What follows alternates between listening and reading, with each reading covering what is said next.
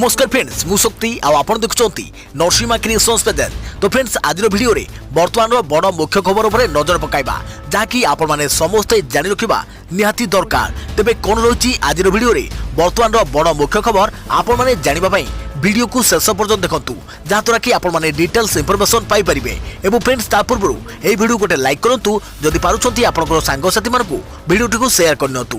जदि फ्रेंड्स आपण माने आमो चैनल ले नुआ ही वीडियो देखुछंती पूर्व केबे भी हमरो चैनल को सब्सक्राइब करनाती तबे निहाती चैनल को सब्सक्राइब करे सहित पाखे आसुवा बेल आइकन को बजाय रखतातु। तो फ्रेंड्स नंबर 1 रे रहिछि स्कूल कॉलेज खोलिबा नै विभिन्न विभागर मंतव्य को नापसंद कले मुख्यमंत्री कहले विचार करी सरकार नेबे निष्पत्ति। जनवरी रे शिक्षानुष्ठान खोलिबा नै विभिन्न विभागर मंतव्य प्रसंग स्कूल कॉलेज खोलिबा नै विभिन्न विभागर मंतव्य को नापसंद कले मुख्यमंत्री नवीन पटनायक कहले समस्त दृष्टिकोण विचार करी सरकार उचित निष्पत्ति नेबे। तेबे जनवरी रे स्कूल कॉलेज खोलिबा नै चिंता कर जाउथवा आज कहिथिले विद्यालय और गणशिक्षा मंत्री समीर दास। मुख्यतः दशम और द्वादश श्रेणी प्रथमे खोलिबाकू प्राथमिकता दिया 100 दिन पाठ पढ़ा पढ़ाई तापरे परीक्षा करे जिवो। तेणु पर्वपर्वाणी छुट्टी छाड़ी देले शनिवार और रविवार छुट्टी दिन में भी क्लास हेबो बोली कहिथिले गणशिक्षा मंत्री। सेहीपरि उच्च शिक्षा सचिव शासन मिश्र कहिथिले नुआ वर्ष रे छात्र छात्री कॉलेज रे क्लास करिवे। आउ एबे कोद मुख्यमंत्री विभिन्न विभागर मंतव्य को ना पसंद करिसंती। सेपटे राज्यर कोविड मुकाबला नहीं समीक्षा करिसंती मुख्यमंत्री। कोरोना मुकाबला नहीं संतोष प्रकाश करिसंती। पूजा समय थिबा आशंका सफलतार सह दूरीभूत कर जाइछि। कोविड परिचालन रे ओडिशा श्रेष्ठ राज्य मध्य स्थान पाइछि। याकू नीति आयोग भी प्रशंसा करिछि। देश में शीघ्र टीकाकरण प्रक्रिया आरंभ होबारे संभावना रही। एथिबे ओडिशा रे संपूर्ण डाटाबेस प्रस्तुत होइछि। एने आनुषंगिक व्यवस्था मध्य कर जाइछि बोली कहिसंती मुख्यमंत्री। देखिया परवर्ती खबर जनवरी कड़ाकड़ी हेबो ट्रैफिक चेकिंग। सेपटे गाड़ी चालक आनिले सांघातिक अभियोग कहले अल्प समय रे सरी जाउछि बुकिंग स्लॉट केमिति मिलिबो लाइसेंस। ट्रैफिक फाइन आदाय पई एबे पुलिस छक छकरे जगिवा आरंभ कलेनी। किंतु एसबु भितरे गोटे प्रश्न उठुछि ड्राइविंग लाइसेंस जांच करी पुलिस फाइन नेबाकू तो प्रस्तुत होउछि। हेले आवेदनकारी को ड्राइविंग लाइसेंस दिया जाय पारुछि तो कारण कोरोना पई स्लॉट बुकिंग बंद रहिथिला एबे खोलिछि।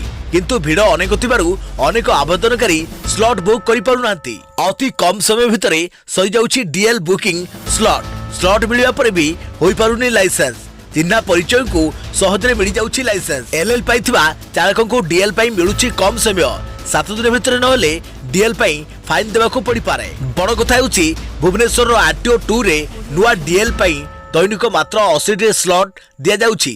हेले आवेदनकारी संख्या यथेष्ट अधिक फल लाइसेंस चाहूवा चालकों को असुविधार सम्मुखीन होगाकू पड़ुछि। सेपटे परिवहन मंत्री पुणी थे चेताई देइछंती गाड़ी कागजपत्र समेत ट्रैफिक नियम को कड़ाकड़ी जांच कर आग को नियम कड़ाकड़ी भाव पालन होगाकू जाउछि। नियम पालन कड़ाकड़ी हेबारे भी कौनसी असुविधा नहीं। तेबे आवश्यक भित्तिभूमि बढ़ाइबारे प्रशासन कौन पदक्षेप नेइछि चालकों को सुविधार आवश्यक कागजपत्र जोगाई देबा पई केउ सब व्यवस्था होइछि ताहा निश्चित भाव स्पष्ट होगा जरूरी। देखिए परवर्ती खबर केबे खोलिबो श्रीमंदिर आसंता 12 तारिख रे छत्तीसा नियोग बैठक रे नियाजिबो निष्पत्ति। केबे खोलिबो श्रीमंदिर ए प्रश्न भक्तक मन रे अहरह उकी मारुथबा बेले आसंता 12 तारिख रे एरै छत्तीसा नियोग बैठक बसिबो। बैठक रे भक्तक पई केबे श्रीमंदिर खोलिबो से नै निष्पत्ति नियाजिबो। छत्तीसा नियोग बैठक रो निष्पत्ति क्रमे श्रीमंदिर प्रशासन राज्य सरकार को जणाइबे। यापर राज्य सरकार श्रीमंदिर खोलिबा नै निर्देश देबा परे भक्तों दर्शन पई व्यवस्था कर दिबो। सेपटे आज विश्व मानवाधिकार दिवस रे श्रीमंदिर खोलिबा पई श्रीमंदिर निकट रे मानवाधिकार कर्मी माने विक्षोभ प्रदर्शन करिसंती। पुरी बड़दाण्ड रे शतायु वृद्धा कालिया दर्शन पई भी अड़ी बसिथिले। तांकर गोटिया जिद्दी ठाकुर को दर्शन कले ही से घर को जिबे। नयगढ़ शरणकूलरू परिवार सह आसीथिले एही वृद्धा महिला हेले श्रीमंदिर बंद थिबारु ठाकुर दर्शन करि पाइ न। तेणु जगा दर्शन करबाकू अत्यंत भावविहूल होई पड़िथिले वृद्धा। एमिति कि पतितपावन दर्शन करी फेरी जावाकू से राजी होई नथिले। बड़दाण्डरे बसी अभड़ा खाइथिले भी सेठार उठी नथिले। भक्त भगवान कोठारू आउ दूरे रही पारुनी जहा एही वृद्धा घटना ही सूचाई देउची। तेणु खूब शीघ्र खोला जाऊ श्रीमंदिर। देखिया परवर्ती खबर एनिके ट्रैफिक पोस्ट रहिबो फास्टैग बॉक्स। कटक सहर समस्त ट्रैफिक पोस्ट रहिबो फास्टैग बॉक्स। आज शिखरपुर ठारे ट्रैफिक डीसीपी सौम्य मिश्र यार उद्घाटन करिसंती। स्वेच्छासेवी अनुष्ठान जय ओडिशा और सिफा हॉस्पिटल मिलित सहयोग मोट 50टी ट्रैफिक पोस्ट रे एही बॉक्स लगा जिवो।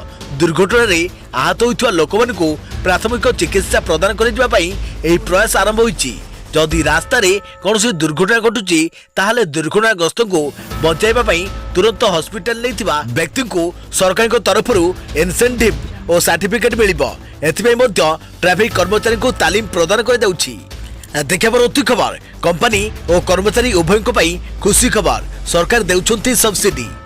कोरोना संकट महामारी मध्य लक्ष लक्ष लोक निजर चाकरी हराइछंती। केंद्र सरकार एवं सेमानकु साहाय्य करिया पई आत्मनिर्भर भारत रोजगार योजना एबीआरवाई रे 22,810 कोटी टंका मंजूर करिसेंती। एही योजना अनुसार नियुक्ति देबाकु थिबा कंपनी बा नियुक्ति पाइबाकु थिबा उभयकु सरकार सब्सिडी देबे। कैबिनेट रो बड़ निष्पत्ति प्रधानमंत्री नरेंद्र मोदी अध्यक्षतार एही योजना को मंजूरी दिया जाइछि। आत्मनिर्भर भारत पैकेज 3.0 अनुसार केंद्र सरकार कंपनी मानकु नुआ नियुक्ति सृष्टि करिया पई प्रोत्साहित करिवे। फॉर्मल सेक्टर रे जो कंपनी माने नुआ नियुक्ति ऑफर करिवे सेमानकु इनसेंटिव दिया जिवो। कैबिनेट आर्थिक वर्ष पई 1,584 कोटी टंका मंजूर करिछि। तेबे पूरा योजनार अवधि अर्थात 2020-2023 पई 22,810 कोटी टंका खर्च करे जिवो। कैबिनेट बैठक पर श्रम मंत्री संतोष गंगवार कहते कि यह योजना अनुसार सरकार 1 अक्टोबर 2020 रु आरंभ करी 3 जून 2021 पर्यंत नुआ नियुक्ति उपरे 2 वर्ष पर्यंत सब्सिडी देवे। नियुक्ति दियो सब्सिडी पाओ। जो कंपनी रे कर्मचारी संख्या 1000 पर्यंत अच्छी से कंपनी मानक नुआ कर्मचारी पूरा 24% ईपीएफ योगदान केंद्र सरकार करिवे। अर्थात 12% कर्मचारी एवं 12% कंपनी योगदान सरकार तरफ 2 वर्ष पर्यंत दिया। नंबर 2 रही जो कंपनी मानक कर्मचारी संख्या 1000 रु अधिक सरकार 2 वर्ष पर्यंत केवल नुआ कर्मचारी 12% ईपीएफ योगदान करिवे। कंपनी माने 12% योगदान निजे देवे। नंबर 3 रही जो कर्मचारी मासिक वेतन 15,000 टंका कम एवं सेमाने जो कंपनी रे काम करुछंती जदि ताहा 1 अक्टोबर 2020 सुधा ईपीएफओ रे रजिस्टर होइनी बा जो मानक पाखरे यूएएन नंबर बा ईपीएफ मेंबर अकाउंट नहीं सेमाने एही योजनार लाभ उठाई परिबे। नंबर 4 रही जो माने ईपीएफ रो सदस्य अछंती एवं तांको पाखरे यूएएन नंबर मध्ये अछि एवं दरमा 15,000 रु कम जो मान चाकरी कोरोना महामारी जो 1 मार्च 2020 रु नहीं 30 सेप्टेम्बर मध्य चली जाइछि एवं यापर से 30 सेप्टेम्बर सुधा कौन सी कंपनी रे चाकरी पाई नांती सेमाने यार लाभ नहीं परिबे। नंबर 5 रही एही स्कीम अनुसार 50 कर्मचारी थिबा कंपनी को अति कम रे 2टी नियुक्ति देबाको हेबो। 50 रु अधिक कर्मचारी थिबा कंपनी को 5 नियुक्ति देबाको पड़िबो। आगामी 2 वर्ष पर्यंत एही सब्सिडी मिलिबो। एथरे प्राय 22,000 कोटी टंका खर्च करे जिवो। ईपीएफओ एही सब्सिडी आधार लिंक अकाउंट नंबर जरिए ऑनलाइन ऊपर ट्रांसफर करिवो। ईपीएफओ एही योजना पई एक सॉफ्टवेयर डेवलप करिवो एवं या सहित एक पारदर्शी प्रक्रिया मध्ये आपण देखा परवर्ती खबर कार किंबा बाइक चलाउथिले दयाकरी ध्यान दियंतु। बदलबेकु जाउची आपनको पर्सनल इंश्योरेंस पॉलिसी। हेल्थ एवं टर्म प्लान परे एबे गाड़ी गुड़िकर पर्सनल एक्सीडेंट कवर पाई स्टैंडर्ड पॉलिसी आसीबेकु जाउची। एबे गाड़ी मालिक मानकु पर्सनल एक्सीडेंट कवर नेबा पाई अनिवार्य हेबो। नचेत अलग अलग कंपनी गुड़िकर अलग अलग शर्त कारणरू सर्वदा कन्फ्यूजन होइथाय।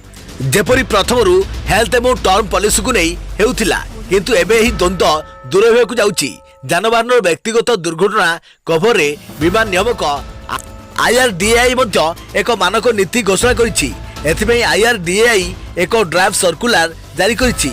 एही ड्राफ्ट सर्कुलर अनुसार बीमा शिल्प रे अनेक व्यक्तिगत दुर्घटना उत्पाद अछि जार अवस्था अलग ग्राहकों केउ द्रव्य नेबाकू बाछिबा कष्ट। समस्त नूतन उत्पाद रे समान फीचर रहिबो।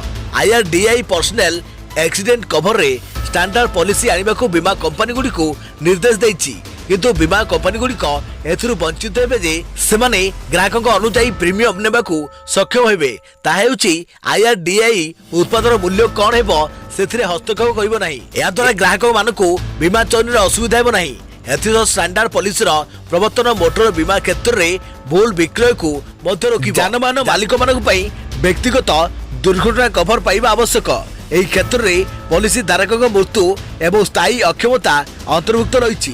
देखा परवर्ती खबर आत्महत्या कले अभिनेत्री विजय चित्रा अधिक राति पर्यंत करथिले शूटिंग।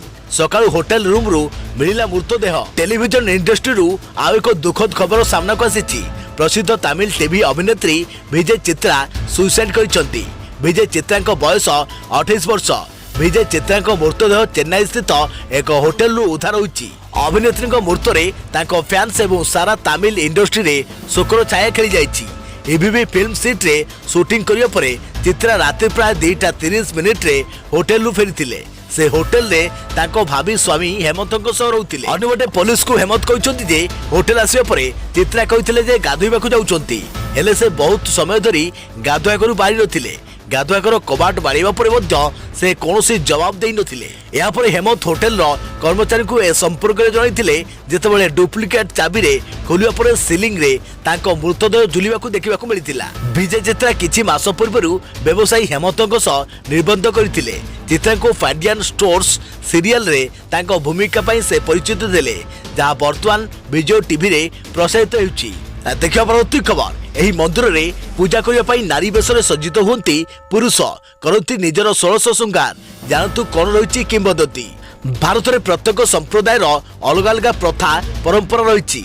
किछि परंपरा बहुत अजब होइथिबा बेले आउ किछि परंपरा विषय जानिले आपण भी हसी हसी बेदम हेबे। आज आमे आपण को एमिति एक नियारा परंपरा विषय कहिबु।